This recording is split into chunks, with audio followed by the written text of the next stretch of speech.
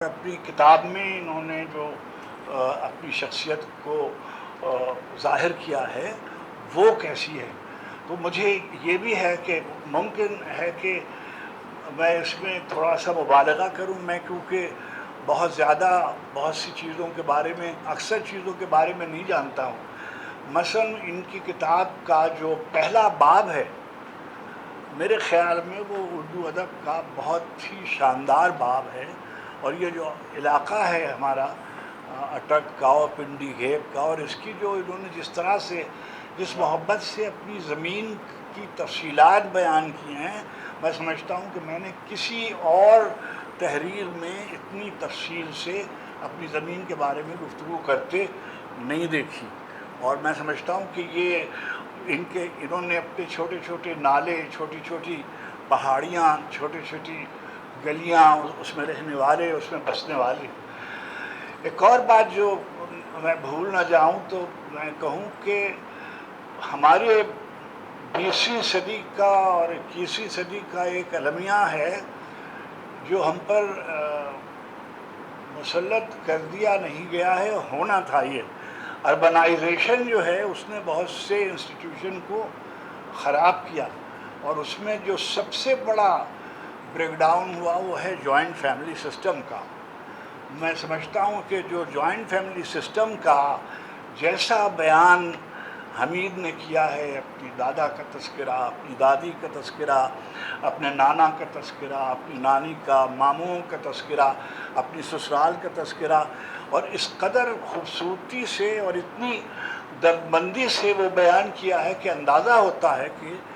Joint family جو ہمارے مشترک خاندان تھے، ان کی جو روایتیں اور قدریں تھیں،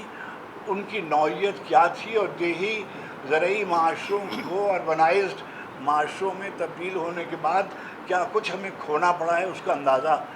آپ کو لگانا مشکل ہوگا۔ مثلا بعض تو ایسے انہوں نے قصے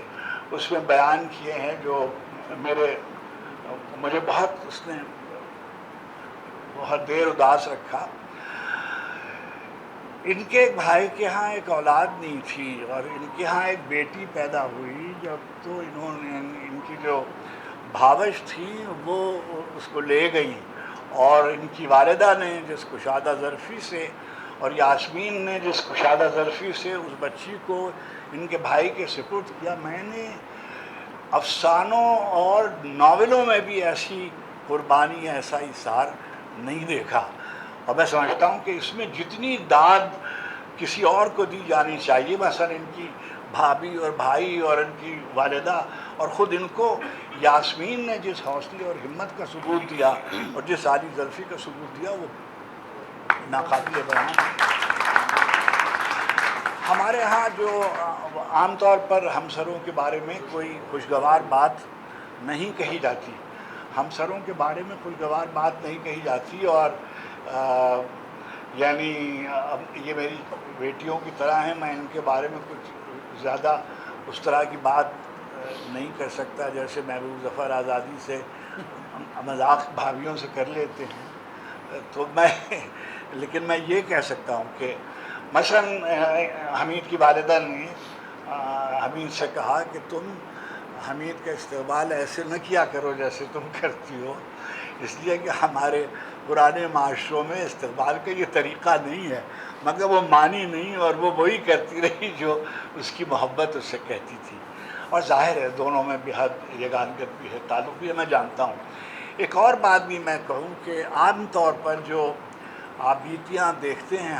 جتنے ہم لوگ ہیں، ہم سب کی آبیتیاں ہیں، ظاہر ہے جتنے لوگ ہیں ہم سب کی کہانیاں ہیں،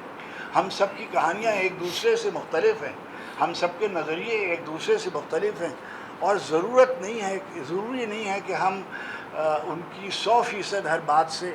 اتفاق کرتے ہوں اور ان کے نظریوں سے اتفاق کرتے ہوں، مگر یہ بات ضروری ہے کہ جب ہم انہیں پڑھ رہے ہوں اور ان کے بارے میں سوچ رہے ہوں تو ان کے نظریے سے کسی حد تک واقفیت اور آگاہی بہت ضروری ہے۔ ظاہر ہے کہ ان کا جو سفر ہے، شروع سے انہوں نے جو ان کی پہلی کتاب ہے وہ نبی کریم علیہ الصلاۃ والتسلیم کی سیرت کے حوالے سے ہے، پیکر جمیل کے حوالے سے، انہیں محفوظ کر لیں۔ مگر اللہ نے ان کو بہت ابھی عمر دی ہے، ابھی ناول نیا آیا ہے اور اس کے موضوع نئے ہیں، اور ابھی انہوں نے حج کیا ہے اپنے گھر والوں کے ساتھ، بچوں کے ساتھ اور دلہن کے ساتھ، اور اس کی واردات ہوگی، یہ اس کو لکھیں گے. تو اجلت نہیں کرنی چاہیے بعض چیزوں میں، یعنی جو فوری طور پر یعنی انتظار کرنا چاہیے، مگر بعض اوقات اجلت ضروری ہو جاتی ہے. جب ہم کسی میں کیونکہ اس سے واقف ہوں، میں جس وقت میرا ایک آپریشن ہونا تھا اور میں آپریشن کے لیے جانے والا تھا، تو میں نے یہ کہا کہ جتنی اب تک کی میری شاعری ہے میں اس کو جمع کر دینا چاہتا ہوں. مجھے نہیں معلوم کہ میں کل بچوں گا یا نہیں بچوں گا، مگر میں اپنی زندگی میں اپنا تمام لکھا پڑھا جو ہے وہ آپ کے سپرد کر کے جاؤں. تو ہر آدمی کو یہ خیال ہوتا ہے کہ بھئی میں جا رہا ہوں تو جو کچھ میں نے کیا ہے اس کو محفوظ کر لوں. کس کے لیے؟ قاری کے لیے. قاری خاندان والے بھی ہو سکتے ہیں، آپ کی زبان کے پڑھنے والے بھی ہو سکتے ہیں، آپ کے نقاد بھی ہو سکتے ہیں، آپ کے ادب کے لوگ بھی ہو سکتے ہیں. اور بالکل درست بات کہی میرا نے کہ جو ہمارے ہاں جو ایک تاریخ وہ ہے جو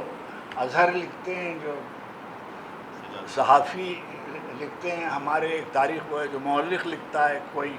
لیکن ایک تاریخ وہ ہے جو ادب میں لکھی جاتی ہے، جس کو ہم کہتے ہیں پیرالل ہسٹری جو ہے وہ کلچرل ہسٹری ہوتی ہے، جو اس کی روشنی میں لکھا جاتا ہے. تو پاکستان کی جو تاریخ ہے 77 برس کی، وہ ادب سے اگر نقل کی جائے تو کوئی ایسا واقعہ چھوٹا بڑا نہیں ہے جس پر ہمارے لکھنے والوں نے قلم نہ اٹھایا ہو اور اس کو قلم بند نہ کیا ہو. اور میں سمجھتا ہوں کہ یہ ہمارا اختصاص ہے، اور بے باکی سے مشکل زمانوں میں بھی لکھا ہے اور ابھی بھی لکھ رہے ہیں اور کر رہے ہیں. دوسری بات یہ ہے کہ جیسے میں بالکل بعض شخصیتیں زیر بحث آئی ہیں، اب اس میں یاد نامہ بھی ہے ایک طرح سے، اور اس میں ایک سمجھیے کرونیکل ہے، ایک گزیٹیئر ہے جو کلچرل گزیٹیئر ہے اس علاقے کا. میں 30-32 سال سے میں یہاں رہتا ہوں، اور میں نے دیکھا ہے، شخصیتوں کو بھی دیکھا ہے اور اداروں کو بھی دیکھا ہے اور لوگوں کو بھی دیکھا ہے. میں نے حمید شاہد کی ترجیح اول ادب دیکھی ہے جتنی دیر سے میں ان کو جانتا ہوں. ان کی جو پرائورٹی یعنی ملازمت تو ہم سب کسی نہ کسی لیے کرتے ہی ہیں. ہم کسی یونیورسٹی میں پڑھا رہے ہوتے ہیں، ہم کسی اخبار میں کام کر رہے ہوتے ہیں، ہم کسی بینک میں کام کر رہے ہوتے ہیں، لیکن لکھنے والے کا جو مقصود اور ہدف ہے، اگر ترجیح اول ادب نہیں ہے تو پھر اس کا ادب رہنا نہیں ہے. اور ظاہر ہے کہ حمید کی کتابوں کا اگر آپ اندازہ کریں، میں نے علی بھائی نے اس کی طرف اشارہ کیا، ان کا جو شعری ذوق ہے. شمس الرحمن فاروقی کی جو بہت مارکہ آرا کتاب ہے میر پر شعر شورانگیز، اس کا اس پہ جو کام کیا ہے، پھر انتخاب میر جیسا انہوں نے کام کیا ہے. میں سمجھتا ہوں کہ ہمارے بہت سے جو میر شناس ہیں بر صغیر کے، انہوں نے بھی شاید اس طرف اتنی توجہ نہیں دی. پھر انہوں نے جو رشتے استوار کے، دیکھیے میں ماریا یوسا کے ساتھ گفتگو کا قصہ عمر میمن کے ساتھ انہوں نے شروع کیا. یہ وہ زمانہ ہے جب اس کو نوبل پرائز نہیں ملا تھا اور اس کی شخصیت سے بہت کم لوگ پاکستان میں واقف تھے، مگر اس زمانے میں محمد عمر میمن کے ساتھ مل کر انہوں نے جو کام کیا ہے وہ اپنی نوعیت کا بالکل مختلف کام ہے. تو ایک نقاد کی حیثیت سے بھی، ایک محقق کی حیثیت سے بھی، ایک شاعر کے طور پہ بھی، اور ظاہر ہے کہ جو ان کی بنیادی شناخت ہے جو اس کتاب سے ابھرتی ہے وہ ان کا مذہبی ہونا ہے. یہ بنیادی طور پر دائیں بازو کے آدمی ہیں، ان سے کوئی توقع یہ نہیں کی جانی چاہیے کہ یہ انقلاب وغیرہ لائیں گے. تو مگر جو کچھ یہ کہہ سکتے تھے وہ انہوں نے کہا ہے. یعنی ان کے نقطہ نظر سے مثلاً المیہ پاکستان پر بہت سے لوگ ہوں گے جو مختلف رائے رکھتے ہوں گے، میں خود ایک مختلف رائے رکھتا ہوں. میں سمجھتا ہوں کہ مشرقی پاکستان کے لوگوں کے ساتھ ہم نے بہت سی زیادتی کی تھی، مگر یہ بات بالکل حق بجانب ہے کہ دو قومی نظریے پر کوئی حرف ان کے آزاد ہو جانے سے نہیں آتا، اور اگر آ رہا ہوتا تو جو ہندوستان میں اب جو ہو رہا ہے اس سے آپ کو اندازہ لگانا چاہیے تھا کہ وہ ہمارے ساتھ کیا سلوک کرتے اگر ہم بھی اس کے ساتھ شامل ہوتے، اور اگر یہ دو الگ مملکتیں نہ ہوتی اس پہ بات ہو سکتی ہے۔ انہوں نے اپنے جو تعصبات کا ذکر کیا، تعصبات جن معنی میں ہم استعمال کرتے ہیں وہ متعصب ہونے کے معنی میں استعمال کرتے ہیں۔ تعصبات کا ایک مطلب یہ ہوتا ہے کہ آپ کا باعث کیا ہے، آپ کی پرائورٹیز میں کیا ہے، آپ کا کوئی جھکاؤ کس طرف کو ہے، آپ کا نظریہ کیا ہے۔ تو ان کی کتاب سے ان کے نظریے کا اظہار ہوتا ہے۔ جب میں نے ان کو دیکھا تو میں ان سے کچھ ذرا خفا رہا، اور اس لیے خفا رہا کہ منشایات جو تھے وہ اور یہ ہر وقت ساتھ رہتے تھے، اور مجھے یہ اچھا نہیں لگتا تھا، اس لیے کہ شہر افسانہ کا جب ذکر ہوتا تھا تو یہ لوگ بعض لوگوں کو بالکل نظر انداز کرتے تھے، اور جیسے رشید امجد کو، احمد جاوید کو، خالدہ کو، مظہر الاسلام کو، صادق حسین کو، ممتاز مفتی، تو چلیے ان کو تو آپ نظر انداز کر کے کیا کر لیتے، مگر یہ کرتے تھے۔ حلقہ انہوں نے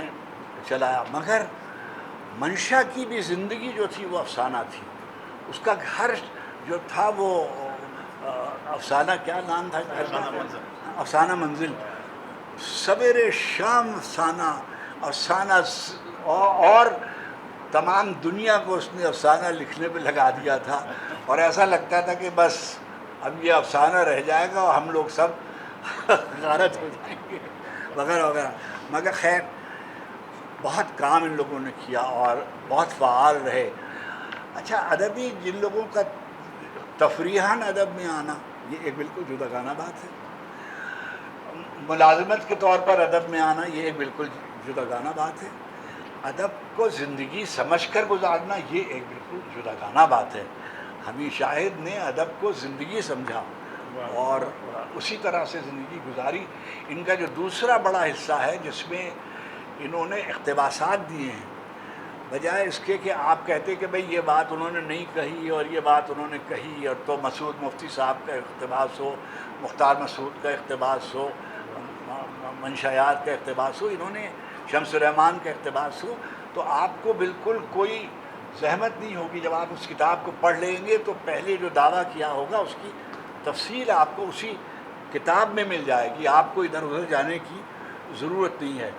اچھا، جیسے عمیرہ نے کہا کہ انہوں نے جو جدید خطوط پر آخر میں کتابیات بھی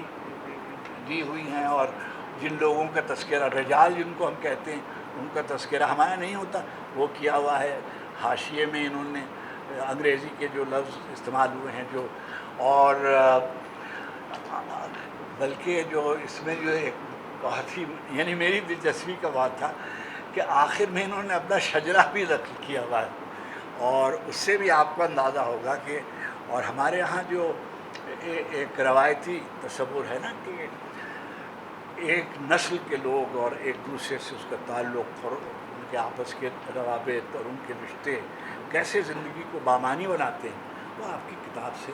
ظاہر ہوتے ہیں۔ اور یہی دوسری بات یہ کہ آپ نے جس طرح سے پاکستان اور ہندوستان کے اردو لکھنے پڑھنے والوں کو ایک ساتھ رکھا، یعنی مثلا شمس الرحمان فاروقی کو بھی اسی طریقے سے آپ نے ڈیل کیا، محمد عمر میمن کو بھی آپ نے اسی طریقے سے ڈیل کیا، آپ نے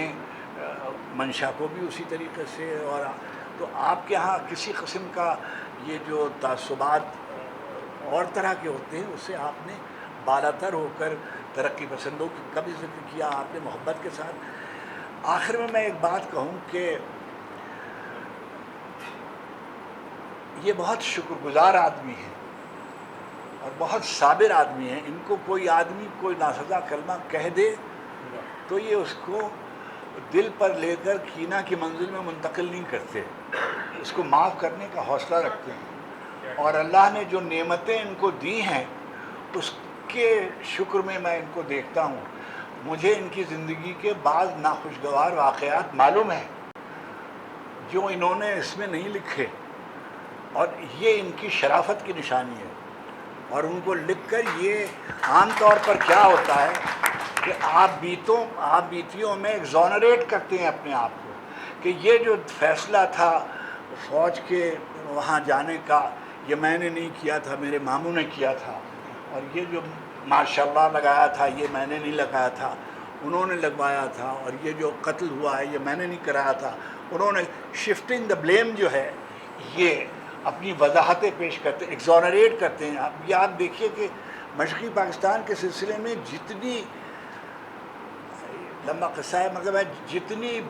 بنیادی کتابیں آئی ہیں وہ سب ایگزونریشن کی کتابیں ہیں،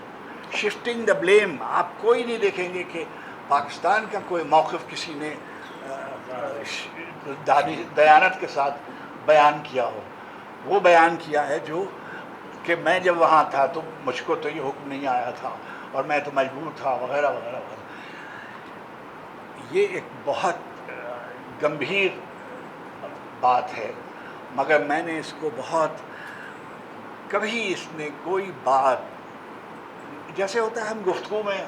کوئی ناسزا کلمہ کہہ دیتے، بہت سے لوگ آپ بیتیاں ہیں بہت ساری، میں نام نہیں لینا چاہتا ہوں اس لیے کہ 81 برس کی عمر میں فساد نہیں کرنا چاہتا، تو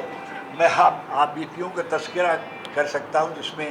یہ بیان کیا گیا۔ اچھا بعض اوقات کیا ہوتا ہے کہ ہم اپنے گناہوں کا تذکرہ کرتے ہیں، ہم اپنی بے ضابطگیوں کا تذکرہ کرتے ہیں اور اس پہ فخر کرتے ہیں بحمداللہ، اور یہ ظاہر ہے کہ ان کا حق ہے کہ وہ بیان کریں۔ اچھا اپنا نہیں بتاتے، یہ بتاتے ہیں کہ سلیم اظہر صاحب نے کیا کیا تھا اور جلیل علی صاحب نے کیا کیا تھا، اپنا نہیں بتاتے اور دوسروں کو متصف کرتے جاتے ہیں۔ حمید نے اس کا خیال رکھا ہے۔ کتاب میں بھی ایک آدھ جگہ ایسی آئی کہ شروع کی لائنیں پڑھتے ہوئے مجھے خیال گزرا کہ یہ حمید گیا، مگر حمید نے بہت سنبھال کے ایک منزل، میں اس کو کان میں بتاؤں گا بعد میں کہ کون سی منزل تھی کہ جس میں اس نے بیان کرتے کرتے روکا۔ ادیب کا یہ فرض ہوتا ہے کہ وہ اپنے اوپر ایک روک لگائے، کون سی بات کہنی ہے کون سی بات نہیں کہنی ہے۔ وقتی تالی بجوانے کے لیے آپ کچھ بھی کہہ سکتے ہیں، سنسنی خیزی پیدا کر سکتے ہیں، الزامات لگا سکتے ہیں، تہمت آرائی کر سکتے ہیں، مگر قلم کے بل پر اپنی کہانی کہہ کے زندہ رہنا یہ مشکل کام ہے، اور حمید نے یہ مشکل کام بہت آسانی سے کیا ہے۔ میں اس کو بہت مبارکباد دیتا ہوں۔